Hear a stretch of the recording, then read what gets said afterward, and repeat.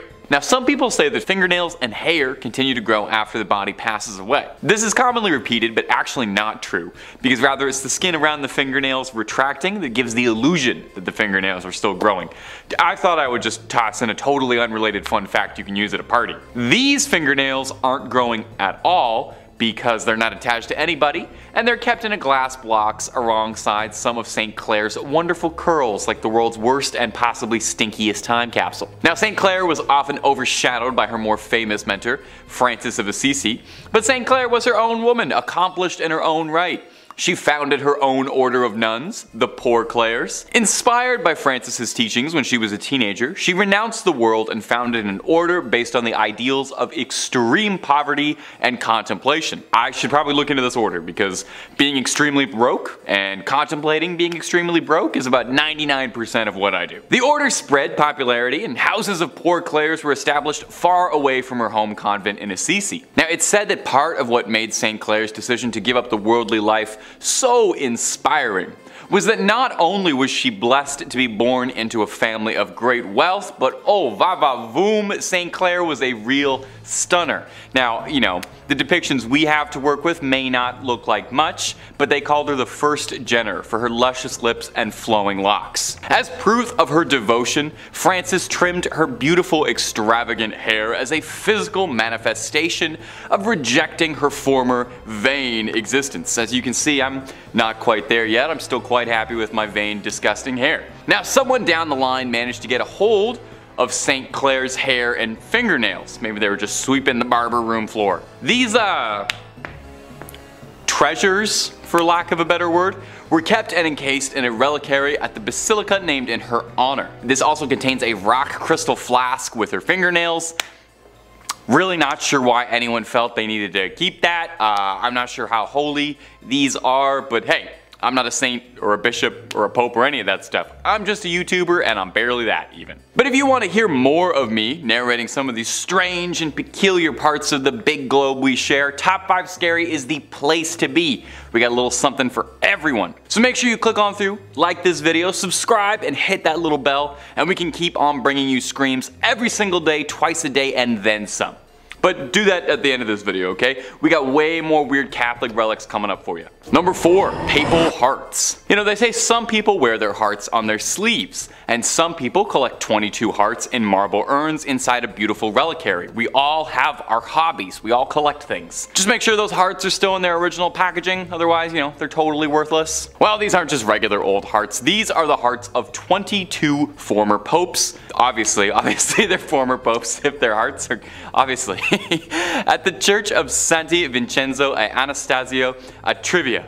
Oof, that's a mouthful, we're not saying that again. You can find the sealed hearts of 22 popes in marble urns for all to appreciate. The popes are listed to the left of the altar, with the oldest coming in all the way from the 15th century with Sixtus V to the fresh and still beating heart of Leo XIII in 1903. Now, this custom of separating a pope's organs from the corpse sounds a bit strange, or a bit Egyptian, like they might mummify them. And then this process was called praecordia, and was done to prevent decay while funeral arrangements were made, and just to test a little bit if they were worried the Pope was going to reanimate. The tradition started up in the 14th century when it was established that when a Pope passed away, they would be mourned for 9 days. 9 days, with suffrage massages being said each day. They borrowed this little schedule from the Byzantines, who observed deaths of their emperors in a very similar manner. Really taken a while off. They took a whole pay period to mourn the loss, and then you dry those tears right up, get back to work. Now, This was all the rage for popes of yesteryear, very trendy, very in fashion. But Pope Pius X in 1914 had a change of heart when he expressly forbade it in his burial and will. He said, "Don't do any of that weird stuff to me." Those were his exact words, if you can believe it. Now since then, his successors have all agreed and have all done the same. But who's to say? I feel this could be coming back in fashion. Pope Francis, how you feeling?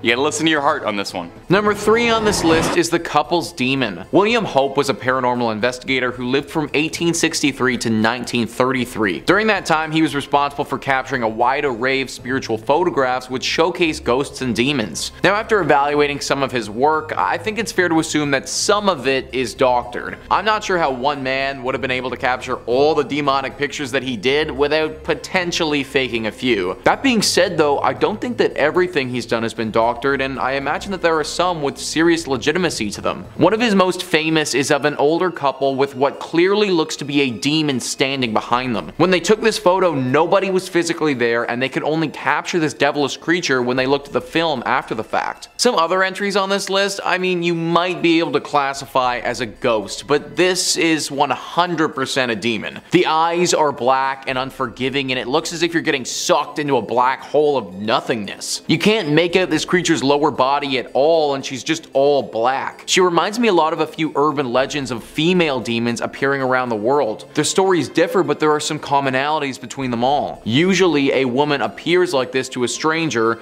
asks them a few questions, and if they don't answer properly, will drag them to hell. I'm actually surprised that the people in this photograph managed to get out of it safely without feeling her presence or being attacked while they were there. I'm pretty sure that the church can explain this one, they just probably won't like the explanation very much. Number 2 on this list is the lady in the lift. Whenever you step into an elevator, it feels as if you've stepped into a portal of some kind. If you really think about it, it kind of is a portal considering you start on one floor and then finish on a different one. Now obviously there isn't anything magical about said elevators, and this portal of sorts is really just a mechanical innovation that takes you up and down tall buildings. That being said, this non-paranormal portal definition might not apply to the elevator in this photo. As we can see, there are a few people hanging out and chatting by the elevators. This was a picture captured by a doctor in a hospital in Bolivia. The elevator in the right of the image decided to open all by itself though.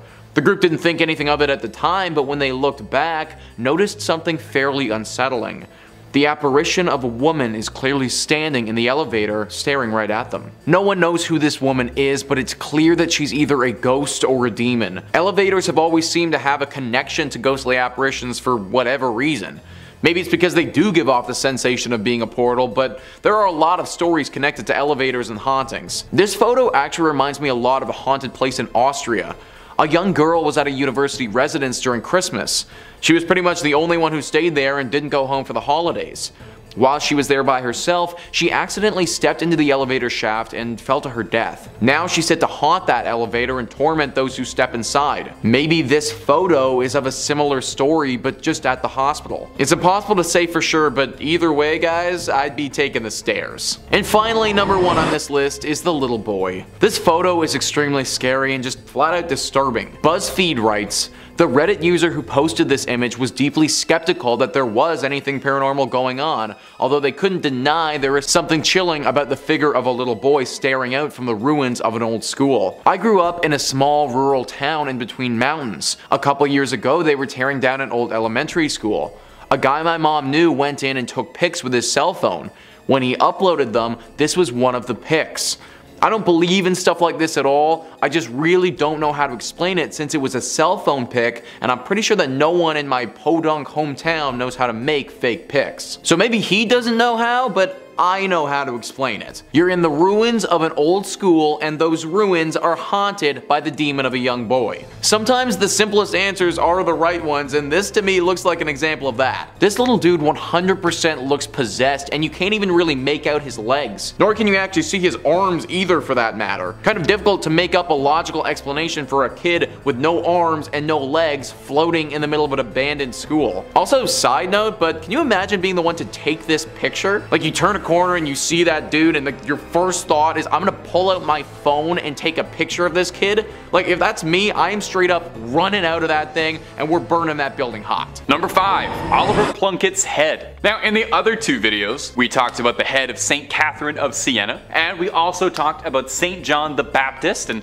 how many heads he may or may not have had scattered across the world, and I'm not one to break tradition, so I thought for part 3 I would include a third holy saintly severed head, this time belonging to Oliver Plunkett. A notable difference between the 2 other severed heads is that this one is probably the most disgusting one we've included on these lists. I know these are all holy relics, but let me just say, out of context, this is absolutely horrifying and looks like it's straight out of a grindhouse horror movie that you'd find in a dirty basket somewhere. Oliver Plunkett, before becoming a head, was an Irish Catholic archbishop who was a victim of the Popish plot. Now, if you're not up to date on your Catholicism, that's a whole other video worth of explaining. I don't know much about the Popish plot. I'm not the guy to do that for you. But the short version is that it was a conspiracy falsely alleging that there was a plot against the Protestant king Charles II. Oliver Plunkett happened to end up on the receiving end of something really bad. Namely, he was executed, which is pretty bad. But they really went out of their way to destroy Oliver Plunkett, his public image, his body. They called his praising of the Roman Catholic Church high treason, and his punishment was a slow and arduous death. He was hung, drawn, and finally quartered. And just in case there were any odds of him pulling through on a miraculous recovery, as a final effort, they yeeted his head into a fire, where it was rescued by a friend of Plunkett. I'd like to think I would do that for my friends. Well, after being recovered, the head was rescued and stored hidden away in a nunnery, eventually brought to Ireland in 1995, where he's now kept on display in the National Shrine to the Saint. He was canonized for his troubles, and he is the first new Irish saint in about 700 years. It's high time for some new blood, I think. So, you can go, you can pay your respects to him, and maybe offer him some skin cream, because that skin's looking a little dry. And if you're looking for more creepy videos on weird relics or all sorts of strange things, Tab 5 Scary has all of that and then some. If there's something scary, the odds are pretty good we've got a video or 2 on it. And if you haven't already, subscribe, hit that bell for more videos every single day. But do that at the end of this video, okay? We got way more weird Catholic relics coming up for you. Number 4. St. Teresa's Hand. Now, if you've watched our other videos on this subject, then no doubt you're already very familiar with the practice of making remnants of saints into relics. Now, something that's directly from a saint is called a first-class relic. That means it's something that came off of their body, you know? Their hair, their fingernails, a vial of their fluids, or in the case of the lovely St. Teresa, her whole hand. Encased in a beautiful, ornate golden reliquary with gems all over the knuckles, and the editors are goofing off because that's just a picture of the Infinity Gauntlet from Avengers Endgame. Wait, that's what it really looks like. Yeah, it seems that Marvel Studios was more than inspired by the incorruptible St. Teresa's Hand when designing the weapon that would give Thanos the power to wipe out half the universe. Throw a comparison pic of them side by side, they're almost indistinguishable. I'm not 100% certain if there's any symbolism or connection there, but I'm sure St. Teresa would love to know she was involved. She was a huge fan of the Marvel Cinematic Universe and all the things they do. When St. Teresa of Avila passed away, the sisters of her convent buried her with the hopes of keeping her holy body with them. 9 months later, she was exhumed, only to discover that her body was intact. She hadn't decayed at all. That's why they thought she was incorruptible. Now, I'm not sure I totally follow the logic here, but after they discovered her body was incorruptible, they took her hand off and put it into this golden Infinity Gauntlet thing, as a way of inviting people to get closer to God through the saint's body. Now, this might not seem appealing to you, but there's a surprising demand for this relic. Near the end of the Spanish Civil War, General Francisco Franco had the hand removed from the convent and allegedly kept it close by, and if some of the wilder rumors are true, he would keep it by his pillow for good luck. You really gotta hand it to him, he was a devout follower of the faith. Today, you can find the hand in Iglesia de Nuestra Señora de la Merced in Ronda, Andalusia, and you don't even have to rip a stone out of the Vision's forehead to get a good look at this gauntlet. Number 3. The Holy Souls of Purgatory. Purgatory, in Catholic belief, is kind of like a giant waiting room while the upper management figures out just where exactly they're going to find a good spot that's best for you. Well, that's simplifying it a bit, obviously. The soul is thought to be stranded in purgatory until it atones for its earthly sins, but you can hurry the process up just a little bit if your loved ones back on earth are praying for you. In the back of the Chiesa del Sacro Cuore del Suffragio del Piccolo Museo del Purgatorio, or Museum of the Holy Souls in Purgatory, holds a collection of relics that have been singed by the hands of the souls of those trapped in purgatory. These burned handprints are believed to be the souls trying to communicate that their loved ones need to pray harder. I don't know about you, but I would definitely start praying real hard if burned handprints started showing up in my books, but I would be praying for an exorcist, more likely. Now, this is kind of interesting, and I didn't even know this. Purgatory isn't even mentioned directly in the Bible, but the concept of purgatory dates back to the 11th century. This notion that trapped souls needed to be freed came from a story told to the Abbot Odilo of Cluny by a monk returning from the Holy Land. He told this story about how this ship had been wrecked, that he'd been cast ashore on a mysterious island, and a hermit who lived on the island related his own story of a chasm from which screams of trapped souls and demonic flames rose and ravaged. He told of how the demons would complain about losing souls when your loved ones would pray for their behalf. So November 2nd was established as All Souls Day. Everybody, all the souls.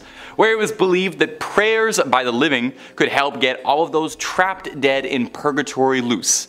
You know, it's kind of like that one episode of The Simpsons where the town comes together to get Bart out of the well. It's a similar enough concept, you know. They sang a song, you pray, souls get out, Bart gets out, pretty much one and the same. This particular collection of burned relics in particular, though, was collected when Victor Jouet, the missionary behind the collection, experienced a fire that burned part of the original suffragio, leaving behind a scorched image of a face that he believed was a trapped soul. Now, again, just me personally, but if I saw a face burned into one of my possessions, I would move entirely, call an exorcist, be putting salt circles around my feet for the rest of my life, but I appreciate what he did too. Number 2, the Santa Maria della Concezione crypts. Whew, my Italian is not as good as it should be.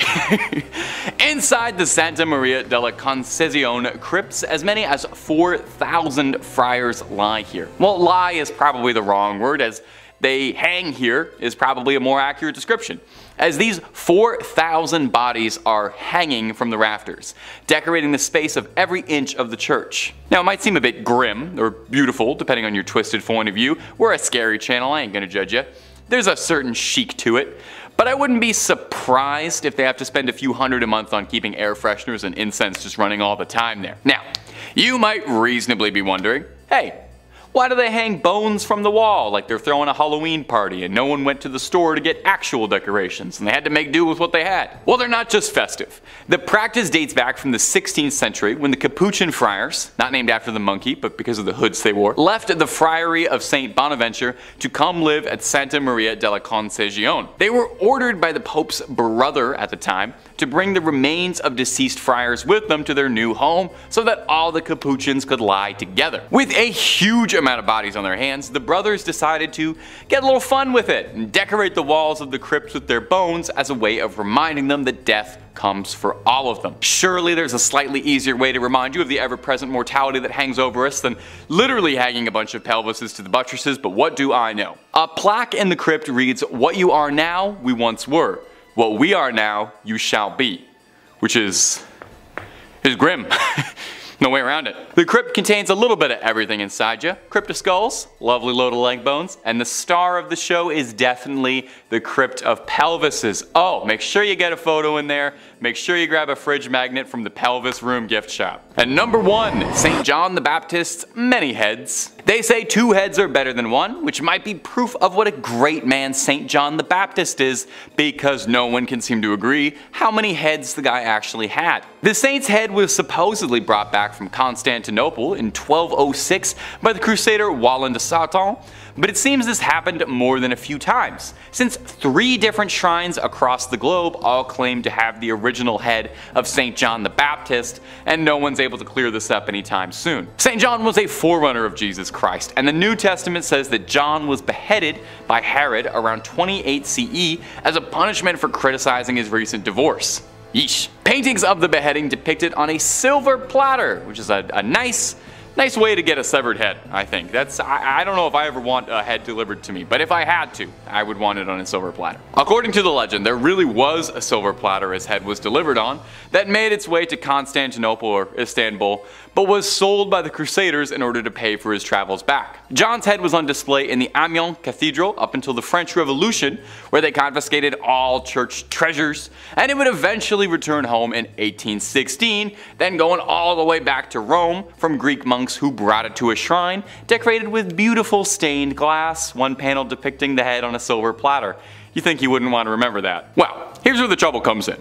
A German museum in Munich also takes great pride in having St. John's head. The Munich Residence Museum contains a bunch of other holy relics, but their most prized is the alleged St. John's head, although no one really knows how it got there. This skull is wrapped in cloth and heavily interred with gems. Now 2 would be impressive, but St. John's got a crowd worth of heads because he's got 3.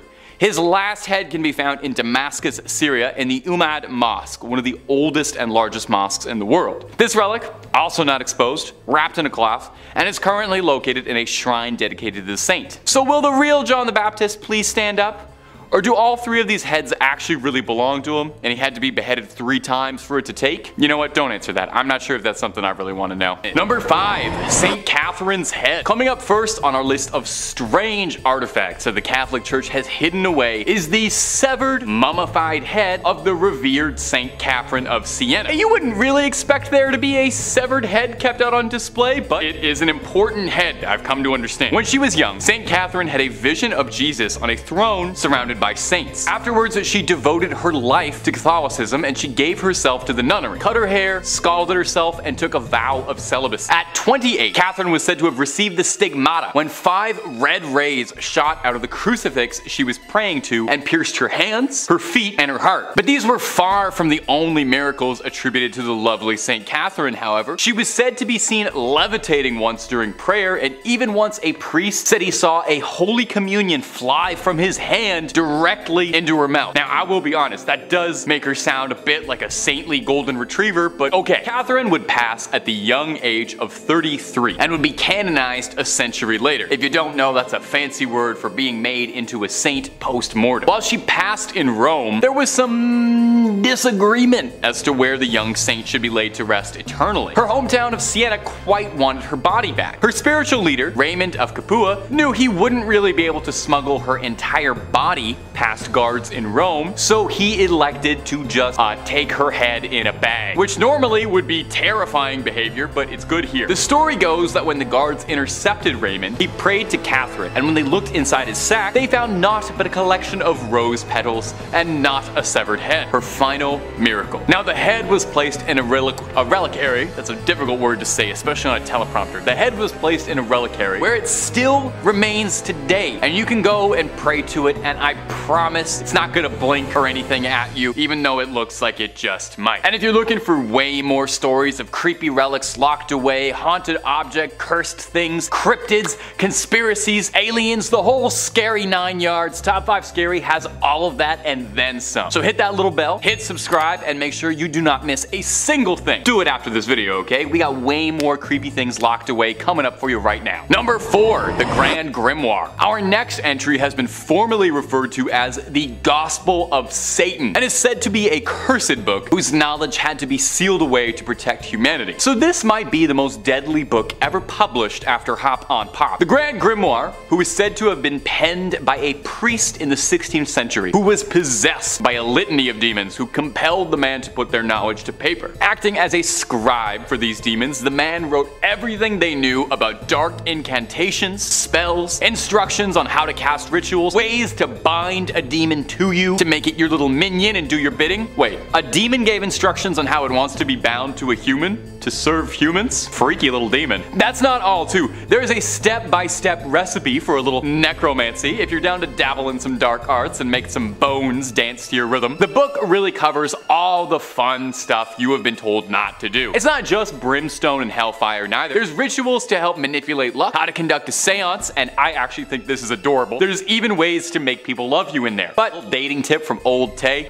if you need a demon's help to make them like you, it might not be the strongest relationship. so just a heads up. Now, if all of this is sounding super appealing, and I don't blame you, I played a necromancer in Skyrim, I want to make the bones raise, just know that this book is considered high treason. Even so much as cracking the spine is considered equivalent to selling your soul. So, you know, maybe hold off on that Amazon order for a bit. Also, I'm pretty sure the copy they're selling on Amazon is not the original, because due to the book's cursed reputation, the original copy is said to be locked away in the Vatican's secret archives, and I'm sorry, but no matter how many times you ask, they're not gonna let you look at it, even if you swear you're just taking a little peek just to look at the illustrations and maybe the dedications. They're gonna keep it locked up. I know. Number 3, the Veil of Veronica. Now, on these lists of holy relics, we've had all sorts of strange things. We've had fingernails, teeth, dried up hands, we got milk coming up later, all things that have come from the body. Well, this next one is no different. It's the Veil of Veronica, and to put it gently, it's a sweat rag that's a few thousand years old. Probably one of the most pungent odors on the planet. Imagine every gym locker room you've ever been in times 1,000. When Jesus carried the cross, bruised and beaten, there was one person among the crowds who saw fit to help him out a little. Veronica wiped Jesus' face with this rag, and miraculously his face transferred onto the rag like it was silly putty on the funny papers. Now, as an outsider, I thought this is what the Shroud of Turin was. That was the wrapping used to wrap Jesus after his death, so the thing I'm learning is that Jesus left an imprint of his face on just about any surface he touched. You give him a hug, have his face on the shoulder of your shirt for the rest of your life as a sacred artifact. Now, the Veil of Veronica is hard to nail down hard, concrete facts on. It's never been officially canonized as a relic of the church, and is only alleged to exist. It's claimed to be owned at St. Peter's in Rome, although this particular relic is not on public display anywhere. Probably for the best. Honestly, don't know if I want to see a 2,000-year-old sweat stain. The ones underneath my shirts are bad enough. Now, it might sound like I'm being disparaging, referring to this relic multiple times as a sweat rag or a sweat stain, but I would like to offer this. The Latin name for the veil is sudarium. Sudarium literally translates to sweat cloth, so even the official churchly terminology for this relic acknowledges that it's just a stinky rag that has some sweat on it, but a holy stinky rag that has some sweat on it. Number 2, Mother Mary's milk. We're gonna do our best to get through this, I promise. Mother's Milk might be my favorite Red Hot Chili Peppers album, it's my favorite character on The Boys, and it might just be one of the oddest relics on a series of odd relics that's all the way to part 3. Took a lot of restraint to not put this in the first 2, but we're on part 3, so here it is now. As incredibly odd as it may sound, the Virgin Mary's milk is considered a relic of the Catholic Church. I hope they've been keeping that in the fridge, lest it spoils. Does holy milk spoil? Is everything I've said in this video profoundly heretical? There is a church called the Church of Milk Grotto, built outside Bethlehem. The history goes that the Madonna and Child had taken refuge in this cave, and while she was feeding, milk spilled outwards and blessed the stone of the cave, turning it completely white. Now, the church serves as a popular shrine for women who are struggling with fertility, who hope that the lasting aura and presence of the Virgin Mary will bless them. There's a legend that goes with it. Saint Bernard, the saint, not the big dog that has his tongue hanging out, was devoted to the Mother Mary. And one day, he was praying at a statue of the Madonna, and he asked it to give him some sign, some proof that she was a mother. I guess the statue has like an odd sense of humor, because it sprayed milk onto Saint Bernard. Depending on the variation of the story, either his eye or in his mouth. I saw a lot of really interesting paintings depicting this scene, and editors, I hope you're having so much fun trying to find photos for this one. I am so sorry.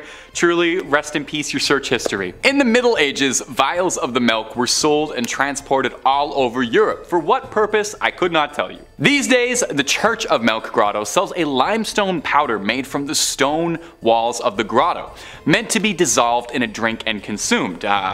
Kind of like Crystal Light, but it's holy milk. Probably heals all that ails, and it's a good source of calcium, perhaps. And number 1, the Holy Preuse. This is going to be the one that takes the channel down. You have no idea the restraint it's taken me to only be bringing this up now in part 3 of strange relics. This is probably the strangest relic of them all. We'll do our best to discuss this with reverence and also somehow figure out how to stay within content guidelines. Editors, best of luck. When Jesus was born, on his 8th day, a small piece of his skin was removed in a traditional ritual performed on Jewish men when they're born. Okay? Are you sort of following along with what I'm saying here? This particular part of the body that I can't quite mention that was removed at birth was an immensely holy relic to the Catholic Church called the Holy Preuse. Now, the very bizarre part regarding the history of the Holy Preuse isn't just that it exists at all, it's how much trouble one bit of skin would cause. You see, the prepuce first pops up in the year 800, when Charlemagne gave it to Pope Leo III on December 25th, making it one of the oddest Christmas gifts ever given in human history. From here, it stayed until 1527. Now, when Rome was sacked, a German soldier stole the prepuce and tried to keep it for himself, until it was eventually recovered again and became the centerpiece of the village of Calcutta, where it was seen as the most exciting thing to happen in a while. It was like a celebrity showed up to the village. It was this great, big, important deal. They had a part of the body of the Savior. All manner of miracles were reported to have been the result of the Holy Preuse. However, several other churches, villages, priests all claimed that they had the true Holy Preuse, and any other ones you might have heard of out there were false. This problem became rampant, and in the early 1900s, the church wanted to wash their hands of the Holy Preuse entirely and outright forbade any discussion of it in church matters. It was actually an excommunicable offense to so much as bring up the prepuce, meaning this video is pure heresy. In 1983, the prepuce was stolen from the church in Calcutta. Where is it now? Where did it go? Absolutely no one knows. No one's fessed up. You know, if you took it, I think now's a good time to just admit you did it. But if they're ever looking for a plot line for a third National Treasure movie, I have an absolutely amazing idea for something Nicolas Cage could steal.